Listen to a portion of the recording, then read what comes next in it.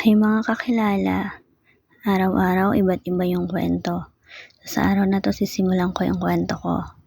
Ganito kasi yun, sa tuwing umaga kapag alis ng mga amo ko, siyempre magtatrabaho ko, ang daming iniiwan sa aking gawain.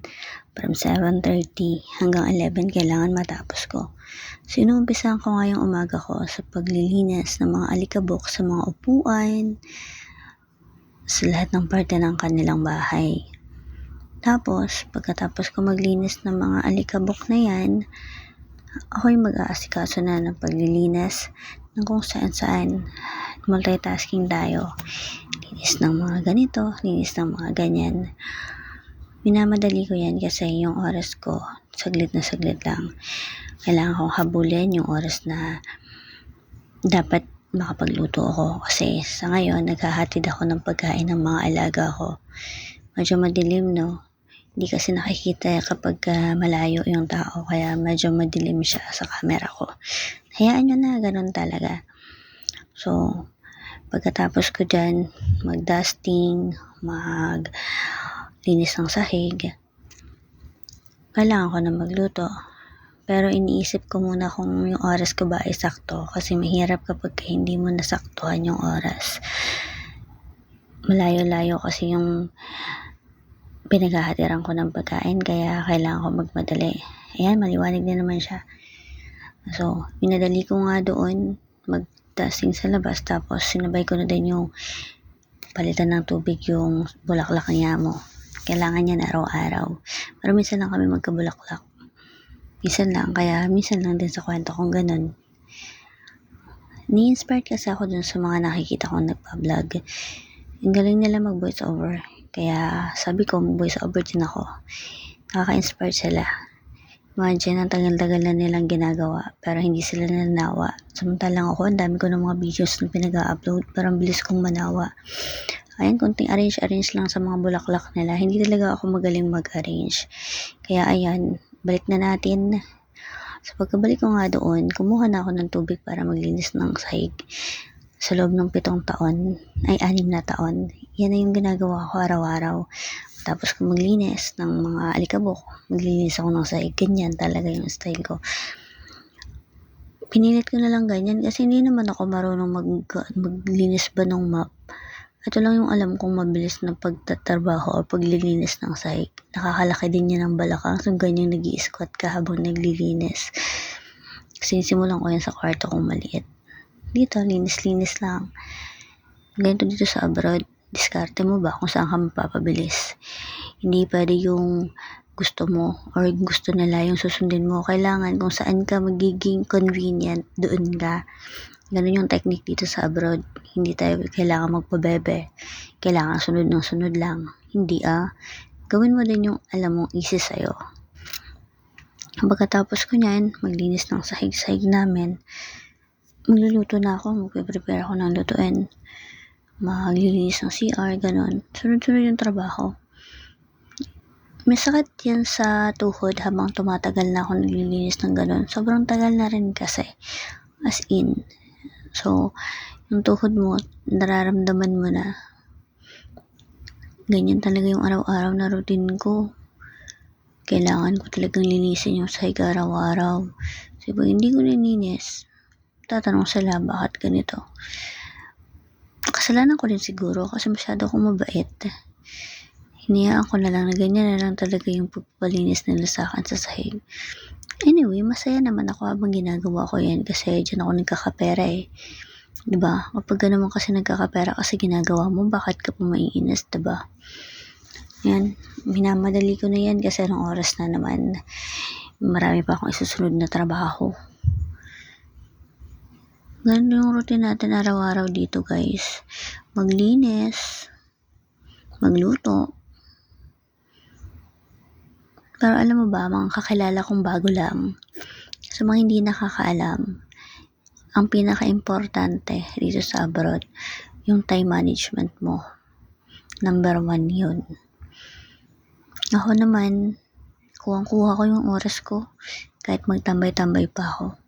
So, pagkalinis ko nga ng CR, ng sahig, diretso ako sa CR para linisin din yung CR namin. Pero ibinabad ko lang muna yan kasi nga kailangan ko na muna magluto. Yung kagandahan ng tsinelas na rubber, nakikita niyo ba yung purple kong rubber na tsinelas? Pwede mo siyang i-brush. And like dun sa talagang pangsahig na hindi mo siya mahugas-hugasan, mabilisan. Yung akin, nalilinis ko yan. Dinidisplay ko talaga yan para makita niya. Charot. So, ayan, magbabad tayo ng konti. Mabantot na pala yung yung towel ko. Kaya, sabi ko, ibabad ko na lang ng mabilisan. Habang nagluluto ako dun, mawawala-wala yung amoy, diba? Mga 1 dekada ko na kasing hindi nilalabayan. Charot lang. Hindi naman. May mga time kasi na nakakalimutan ko siyang ilaba, diba? Nag-iisa lang kasi yan, paborito kong kulay. Yung isa ko kasing towel, naging puti na. Ang hirap ng labhan. Kaya yan, babad mo lang ng sandaling-sandali. Maputi na yan mamaya, charot, hindi yan puputi. May ayos-ayos na ba yung amoy niya? Ganun. Tapos binabad ko pa yung toilet, yung bowl. Para sunod-sunod. As in talagang multitasking ako, guys. Multitasking ako sa mga bago kong kakilala din eh. Lahat ng pagmamadali na sa akin na. Spray ko pa yan Yan, baka naman. Yan yung gusto kong pasalubong sa mga kababayan ko sa amin, sa mga neighborhood ko. Baka sakaling mag-magic sila, hindi na sila magsasalita pa. So yan, pagkatapos ko nga sa CR, diretso na ako dito sa kusina, guys. Paniprepare ko na yung pang-dinner mo ng mga alaga ko. Ay, pang-lunch pa kasi anong oras na. Tapos, ayan, napag-utusan pa akong gumawa ng tubig na ewan. Ito, pinapakuluan kasi to. Tapos, yun yung iinumin nila. Gamot na daw yan eh. Hindi ko lang alam kung bakit natawag na gamot. Pero sa atin, parang hindi naman to iniinom-inom. Yung mga pinagtuyo-tuyo siyang mga lemon, ganun. Ewan kung mga ano-ano to. Basta yan. Chinese medicine na kailangan mo siyang hugasan at pakuluin. Para pagdating nila sa hapon, iinumin nila. Kaso ayaw ng mga alaga ko to. Ayun dried na lemon yung pinakita ko. Mabilisan lang tayo kasi ng oras na. So, habang naglilinis nga, nagpapatubig nga ako noon, inayos ko na din yung mga kaldero natin. Mabilis lang. Tamang linis lang. Tapos mo siyang hugasan, iwasak mo siya dyan, tapos pakuluin mo siya ng 30 minutes. Kulo lang ako para may mainom sila pag uwi nila. Minamadali lang natin, guys. Pero hindi lahat ng ginagawa kailangan minamadali. Kasi kapag lahat ng bagay minadali mo, pangit din. Tansyahin mo din yung oras mo. So, yun nga, nag-prepare na din ako diretso ng bigas ba. Kasi maghahatid nga ako. Tapos ka-prepare ng bigas-bigas, ayan. Saing tayo. Nag-ayos na din ako ng mga lulutuin. Konting kamatis lang yan. Tapos eto, pipino talaga to sa atin, guys. Binalatan ko lang siya. Tapos pagkabalat mo siya ng kamatis ng ganon, tanggalin mo yung mga buto-buto kasi kahit malaki yung mga alaga ko, hindi sila kumakain ng buto ng kamatis. Siniwa-hiwa ko lang siya. Niready ko lang. Ganon din naman sa pipino. Sa atin yung pipino, salad lang. Pero dito, ginigisa yan. Nilalagyan ng baboy or ng manok. Ganon. Masarap siya. Hindi ako magaling maghiwa, Hayaan mo na. Huwag nyo na pakailaman yung paghihiwa ko. At least kinukwento ko sa inyo, diba? Na hindi ako magaling. Pero marami naman akong magaling na bagay, Sa ibang bagay, magaling naman tayo. Ganito lang yung pagkain ng mga alaga ko. Kahit na araw-araw man yan sila ganyan ng pagkain, hindi man sila nananawa ba. Paborito na nila yan, yung mga gulay-gulay. Yung pipino nga pala, tinatanggal lang yung konting buto para hindi naman Pero pagka kami yung mga adult na yung kakain, hindi ko na yun siya tinatanggalan. Hinihiwa ko siya ng malalaki na parang upo ba. Ganon. Ganyan lang din, hiwain mo lang din siyang mabilis. Para mabilis ka lang din makalayas dyan sa kusina at marami ka pang gagawin talaga. Hiwa lang. Lubos ko lang yung hiniwa tapos ginisa ko na. Hindi ko na nga pala yan nakuhanan ng video. Kaya ikukwento ko na lang. Ginisa ko yung bawang, sibuyas. Tapos nilagay ko na yan sila. Tapos may kasamang baboy ba. Masaya naman yung mga alaga ko kapag ganyan yung niluluto ko. Ayan, tapos na tayo maghiwa-hiwa. Diretso ulit tayo niya sa CR. Hindi ko pa kasi tinapos yung CR bago ako umalis. Pagbalik ko, ang dami ko na namang gagawin. Dami ko na namang isipan. Tatama rin ako. Ayan yung pork na nakita nyo. Yan yung sinahog ko lang. Nagluto na nga ako pagkatapos ko maglinis sa CR. Hindi ko na pinakita sa inyo guys. Kasi kapag naglilinis ako sa CR, actually, nakabato-bad ako kapag mainit. Pero kapag hindi naman mainit, katulad ng winter, tinatanggal ko lang yung pambaba ko. Kasi parang hindi mabasa ba. Tapos mamadaliin mo lang lilinisan yung mga doon sa loob. Sa daily routine ko na to, ito na talaga yung ginagawa ko araw-araw. Pagkatapos mo ng lahat-lahat, kailangan mo tapusin talaga lahat. So, multitasking ako. Habang nagluluto ako, nagtutuyo na din ako ng mga ginamit namin sa umaga para matapos-tapos na. Kailangan talaga yung pagsabay-sabayin mo kasi kapag hindi mo siya pinagsabay-sabay, ikaw din kawawa. Sabi nga nila, ang tinatapos dito sa abroad ay kontrata. Pero yung mga trabaho, kapag hindi mo ginawa, sinong magtatapos na? Nalangan na mga antay ko sa mga amo ko, diba? So, kailangan ko na siyang isabay-sabay. Ayan, tawang linisin mo na lahat. Tapos yung aking pagkain, yung natira yung kagabi, ganun talaga dito sa abroad. Pag hindi ka talaga natuto, ewan ko na lang sa'yo. Ikaw kawawa kapag hindi ka marunong sa sarili mo. Kaya ako, ayan, prepare ko din yung sarili ko bago umalis. I mean, yung pagkain ko ba, kailangan naka-prepare na yan. Kahit mga tira-tira yan, okay naman yan kasi ako naman nagluto. Tapos lalagyan mo na lang siya ng extra na pagkain. Katulad ng tira sa lunch ng mga alaga ko, nagtatabi din ako ng para sa akin. Siyempre ba, nakakagutom kaya sa labas. Pagbalik ko, kakain ako ng madaming kanin tapos madaming ulam. Ganun. O yung niluluto niyan, sunog na talaga. Sunog na talaga yung niluluto niyan. Napakagaling talaga niyan. Napakagaling niyan talaga. Pinagsasabay-sabay ang lahat. Habang nagluluto tayo, mag-ayos na din tayo ng labahin ba.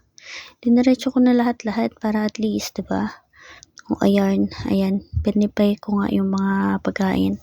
So, pagkatapos ko nga doon, habang nagpe-prepare na hindi pa luto yung niluluto ko, na din ako ng labahin. Para once at a time lang ba. Diretsuhin mo na yung ginagawa mo kasi ikaw lang din naman gagawa niyan mamaya. Wala namang katulong, diba? Ikaw yung katulong. Minsan napapatanong din ako, katulong ba ako talaga dito? Ayan, masusunog na talaga yung niluto niyan. Kasi lahat na sa isang beses lang. Isang trabaho, ilan yung sunod-sunod na ginawa niya, no? Yan tayo kasi po guys, dito sa abroad talaga kailangan mo talaga ng mag-budget ng oras mo at alam mo talaga kung paano pa sunod-sunod na rin yung ginagawa mo kasi kung hindi nga kawawa ka kasi ang layo-layo guys ng tinalakad ko dito. So, sa mga susunod nating video, ipapakita ko sa inyo kung gaano kalayo ba yung nilalakad namin papunta doon tapos pabalik. Basta mga 30 to 40 minutes akong naglalakad papunta tapos ganun din pabalik. O bilisan mo na talaga yan dyan. Napakadaldal mo talaga. Buti na lang wala akong kadaldalan habang nagtatrabaho ako. Kapag kasi wala akong kadaldalan, mas madami akong nagagawa. Pero kung may kadaldalan ako, napapastop ako. Tapos nagkuha pa ako ng video. Kaya talaga nga naman, madami mong nagawa. Diba? Pabebe talaga ako dyan. Charot, hindi naman. Ayan, kailangan mo pang segregate. Ay, prepare na nga natin yung makakain ng mga alaga natin. Magkaiba kasi ng panglasa yung mga alaga ko. Yung isa, mahilig siya sa kamatis. Yung isa, hindi. Kaya kapag nagluto ako na may kamatis, kailangan ko pa silang hiwa-hiwalayin. I mean, mas madami yung walang kamatis kaysa dun sa may kamatis. Kasi, kawawa yung isa, hindi makakakain. Ganun. Kahit araw-araw kasi kamatis dun sa isa, walang problema. Pero dito sa isa, ayaw na may kamatis. Dalian mo na, Marie Chris. Ang tagal talaga niyan, Marie Chris, ng kaibigan nyo na yan. Napakatagal yan mag-prepare ng pagkain ng mga bata. Actually, ang talk time ng alis ko dapat mga 11:30. Pero nakakaalis ako mga 11:40 na. Kaya yung hingal ko papunta dun sa nilalakad ko nga as in talagang nga guys. Nga. Sobrang bagal oh. Sobrang bagal kumilos. Batukan mo nga ng isa, charot. Huwag mo naman batukan, kawawa naman yan. Wala na, nagmamahal, pabatukan mo pa. O ayan na, pinakita na sa inyo kung ano yung lagay niya, ganyan. Pero ubos yan nila, promise. So ayan na yung kabuuan ng pagkain nila. Diba? Masarap pa rin yan, kahit ganyan lang yan. Nilagyan ko lang siya ng ng seaweed sa ibabaw. So ito na nga, naglalakad na ako. Minadali na lang talaga. Ayan, ang ganda ng view pag naglalakad ka. Kaya lang nakakapagod guys, ang init-init na. Okay ng panahon ngayon kasi medyo winter, pero kapag mainit as in hindi mo kakayanin, sobrang layo. So dito na tayo, malapit na. Pagkatapos ko nga pala maghatid sa mga bata ng pagkain nila, nag-walking ako papunta ng Taipo kasi namalingki ako. I mean, namili ako ng mga pang-exchange gift namin. Hindi ko pala siya na-videohan yung pinuntahan ko mga market kasi grabe yung oras ko, napakabilis lang talaga as in. Kailangan ko pang bumalik. Nung nakabalik na nga ako sa school, pagdating ko sa school, tambay-tambay na ako kasi palabas na din yung mga alaga ko. Ganun lang, namili lang ng konti tapos balik ng school. Yun lang yung kaganapan sa araw na to. Pag uwi naman ng bahay, ligo na. Pagkatapos nilang maligo, gumawa na sila ng homework nila at pagkatapos nilang gumawa ng homework, naglalaro na sila. Tapos pinakain ko na din sila. Pagkatapos nila kumain, dumating na din yung mga nanay at tatay nila. Tapos sila naman yung paghahandaan ko. Tapos pagkatapos ng lahat ng yun ba lang ako makakatapos ng trabaho. Ngayon dahil nag-aaral na sila sa primary, aga-aga na ako nakakatapos. Pero pagka Biyernes at Sabado, mahaba yung oras ko. Okay lang, ganun talaga ang buhay. So yun lang yung kwento ko sa araw na to. Sana nag-enjoy kayo. Hanggang sa susunod, mga kakilalang bago. God bless you.